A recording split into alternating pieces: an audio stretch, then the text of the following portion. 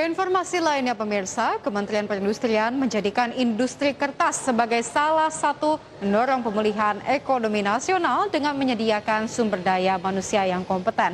Kemenperin pun telah menjalin kerjasama dengan perusahaan untuk menyerap SDM lebih banyak lagi di tengah pandemi. Kementerian Perindustrian terus meningkatkan kinerja industri kertas di tanah air melalui penyediaan sumber daya manusia yang kompeten guna memacu ekonomi nasional. Salah satunya dengan menjalin kerjasama dengan 7 perusahaan industri kertas untuk membuka program setara D1 teknologi kertas. Nantinya lulusan akan ditempatkan bekerja di 7 perusahaan, yaitu PT Eko Paper Indonesia, PT Surabaya Mekabox, PT Kertas Padalarang, PT Enggal Subur Kertas, PT Pemalang Agrowangi, PT Budi Makmur Perkasa, serta PT Indah Kiat Pulp dan Kertas Tbk. Kepala Badan Pengembangan Sumber Daya Manusia Industri Kementerian Perindustrian Arus Gunawan menyebutkan, keberadaan SDM terampil menjadi faktor penting dalam mendukung pertumbuhan industri sebagai salah satu sektor yang menyerap tenaga kerja dalam jumlah besar. Program Setara D1 Teknologi Kertas ini merupakan bagian dari program Kemenperin yang memfasilitasi 899 mahasiswa yang berasal dari 10 provinsi untuk bisa mengikuti pendidikan vokasi dan bisa langsung bekerja di industri. Terlebih kebutuhan tenaga kerja industri kertas dan barang kertas sebanyak 241.651 orang di tahun 2020.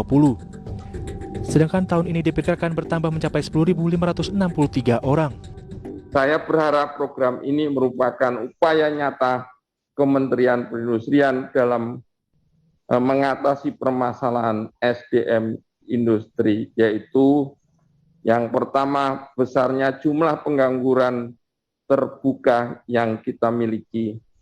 Yang kedua, tingkat pendidikan, angkatan kerja kita masih rendah. Yang ketiga, produktivitas kerja, tenaga kerja kita masih relatif rendah.